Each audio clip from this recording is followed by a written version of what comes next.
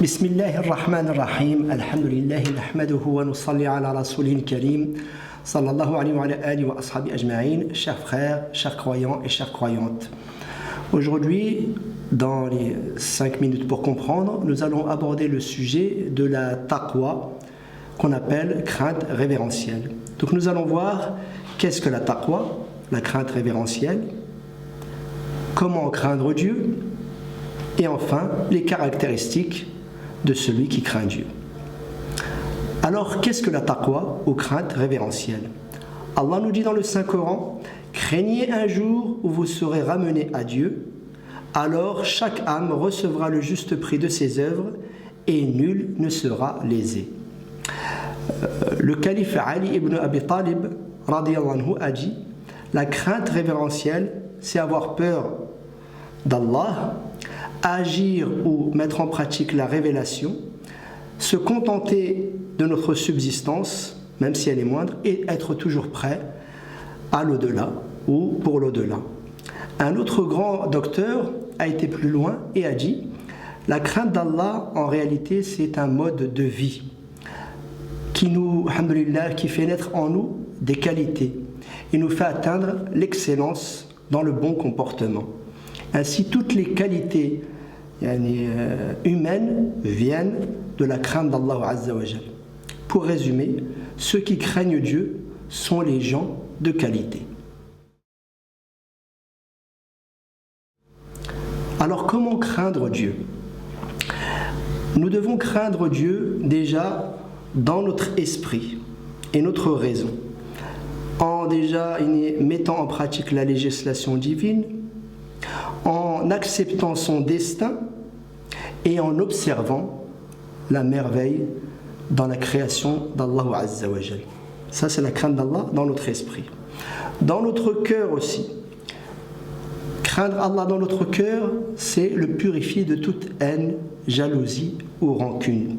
Le prophète alayhi salatu wassalam a bien précisé: un cœur qui craint Dieu et une langue véridique.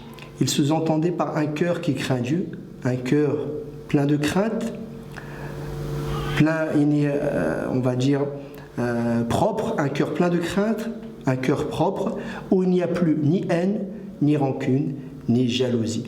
De même, la crainte améliore notre comportement. Il n'y a plus de tromperie, de duperie, ni d'escroquerie, car le saint prophète a dit: celui qui nous escroque, celui qui nous trompe, ne fait pas partie de notre communauté. Et enfin, la crainte d'Allah dans notre famille. Craindre Allah dans notre famille, c'est ne pas faire subir d'injustice, ni d'oppression, ni même être avare ou autre, bien au contraire, être généreux, accueillant, plein de clémence, de compassion, de générosité, en respectant chacun comme il se doit. Voilà la crainte d'Allah dans la famille.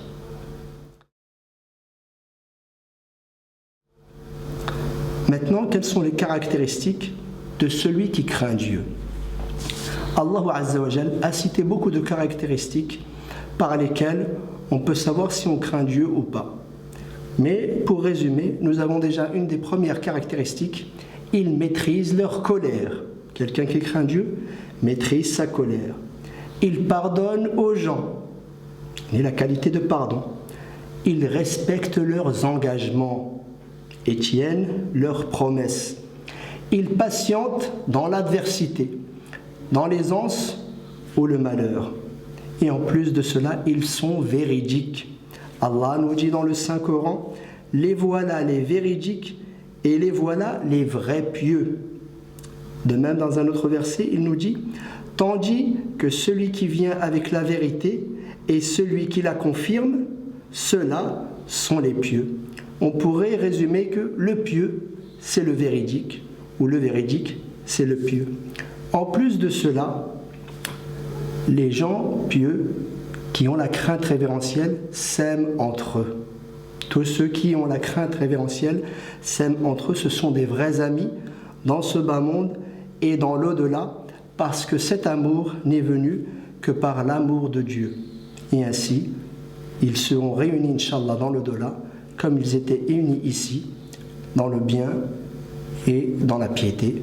والله ولي التوفيق وصلى اللهم على سيدنا محمد وعلى آله وأصحابه أجمعين سبحان ربك رب العزة عما يصفون وسلام على المرسلين والحمد لله رب العالمين.